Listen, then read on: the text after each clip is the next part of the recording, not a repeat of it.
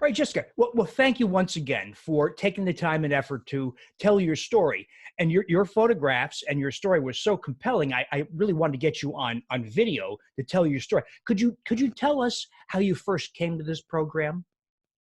Absolutely. So my background actually is in healthcare. So for 13 years, I was the director of a family practice clinic.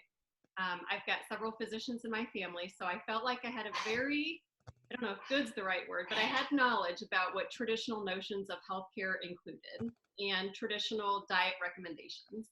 And my story, though, became personal because I have been diagnosed and suffered from endometriosis for several years.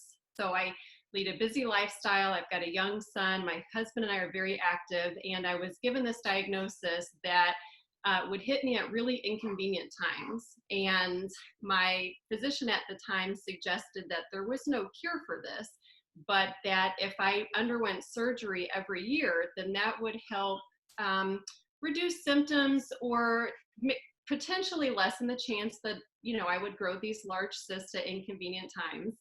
And that's the point in life where I thought I had to have a really difficult conversation with myself, where I asked myself, had I done everything I could do to improve my health from a non-surgical standpoint before we tried this other method?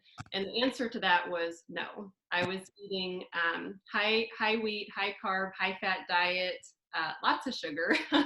And so over 2 years ago, I decided that I had read Wheat Belly years ago, and I'm a learner and sort of a science nerd by nature. So I loved the new perspective about how the genetically modified versions of what we're eating, we're not able to process those types of products, I guess. And so I had read it and had that knowledge and always kept it in my background. And then 2 years ago, I just committed to it. I reread the books. I did a lot of homework, and then I literally cold turkey one day said, here's how I'm doing it. So you were experiencing a lot of pelvic pain? Oh, yes, yes. So I was in and out of the ER and OR for several years. And I would, it would come on very suddenly. I was growing endometrioma cysts, so they weren't traditional ovarian cysts. These tended to get much larger. I would go to stand up suddenly and I'd feel almost like a muscle pull. And then I knew, oh, I'm growing one. And fast forward 2 or 3 weeks, and I'd end up in the ER because either it had burst or at one point it contorted my ovary, and I ended up in surgery to save the ovary. And so it was really inconvenient, and I just disliked. I also had to self-diagnose myself with IBS. So I knew every restroom and every restaurant and bookstore within a 10-mile radius of my home. And I never really put all of this together. And so I had seen a nurse practitioner. I live right outside of St. Louis, Missouri. And she said at the time, you need to find a diet that reduces inflammation. I'm not convinced you can cure your endometriosis, but you need to find a diet that will reduce your inflammation, and that will give you your best chance at more naturally controlling your hormones. And so I had read Wheat Belly years before that. And so that just sat and percolated in the back of my mind. And in the over 2 years now that I have been wheat grain and almost sugar-free, I have had zero symptoms of my endometriosis. That's fabulous. I have no pelvic pulling. I have not grown any cysts to my knowledge. So if I have them, they're not getting to the size they were that are causing me issues. And I tell people, the weight loss has been very noticeable. People I haven't seen in years don't even recognize me now. You can see my eyes. I don't have all of the sort of puffiness in my face.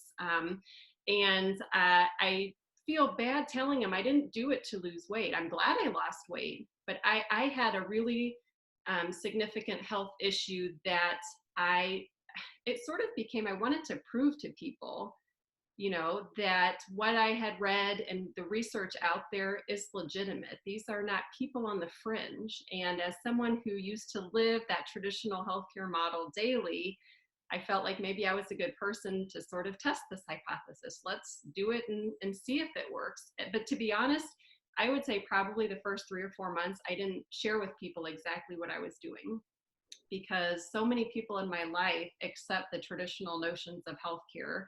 And it was hard enough for me to refocus. I mean, it's a mental battle. You have to really read labels, and it's just so energy intensive that I didn't want the negative energy from people I care about trying to dissuade me, who thought that you're not going to be successful in any diet that totally eliminates, a single food group is generally what I heard. So I didn't share with people. I waited until I saw that it worked, but most importantly, I waited until I had true health to show for that. And after 9 months, I was certain that I had improved, if not totally corrected, my endometriosis, because in that 9 months, if I were going to have a crisis, I would have had one. That had been my history up until that point. So here I am over 2 years later, and I feel so confident now when I meet somebody who suffers from endometriosis, and I can tell them, life doesn't have to be this way. There is the total elimination of IBS and the weight loss have been obviously life-changing. But just people, as you go through endometriosis, it feels so lonely. It's one of the few conditions I feel like the healthcare community just does not understand why it happens, and the current traditional treatment methods are they don't work. I mean, I tried to do the traditional ways, and so I feel like that's why I'm so passionate about it. Is it worked for me, and as someone who grew up in healthcare, I had to sort of buck the system, do things kind of my way. But now I'm more confident than ever that what we're doing here works, and people need to hear that. Your irritable bowel symptoms are completely gone? Oh, yes. Oh, yes. That's Yep. great. That's great. And how much weight did you lose? 71 pounds. Okay, that's I fabulous. started at 215 pounds in June of 2017, and I'm about 144 now. Spectacular. And one of the Uh, things I also tell people is the way I set myself up for success was I didn't exercise for a long time, because I'm sort of an all or nothing person. And I knew that if I changed completely how I ate and also tried to get an exercise 2 to 3 times a week, within 2 weeks, nothing would be familiar to me and I would likely give up.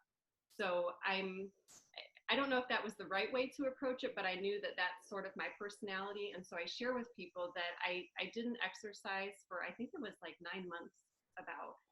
I lost most of the weight before I started exercising. And I think that helps people who think that they have to exercise. And I mean, I support exercising, but if you're not the person that can completely do a 180 on your entire lifestyle, then you focus on the health first, on what you're eating, restore your gastrointestinal health, do the things that are hard right now.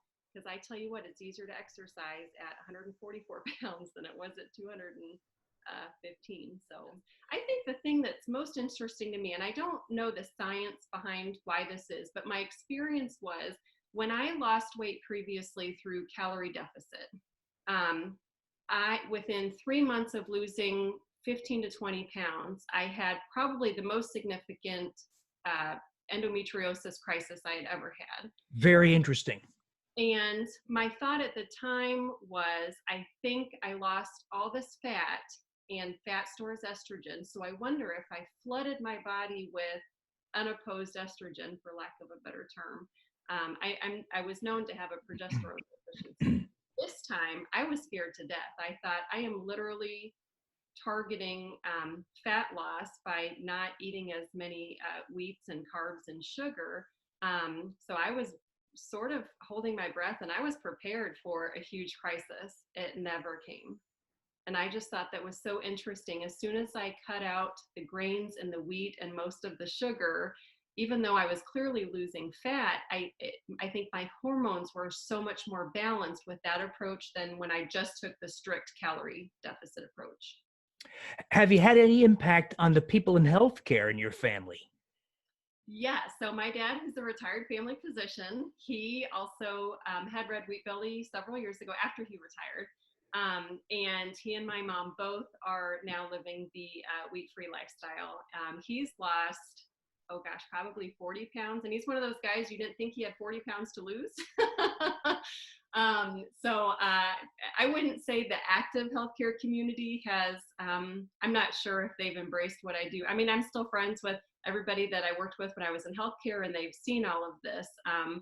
But I just hope that through people knowing and seeing me, that they know that it works and it can work for them for sure.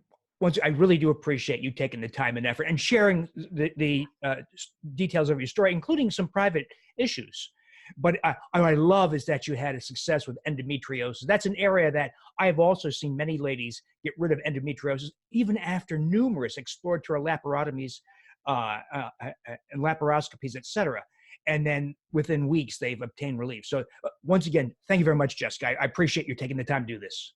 Sure, no problem. Thanks, Doc.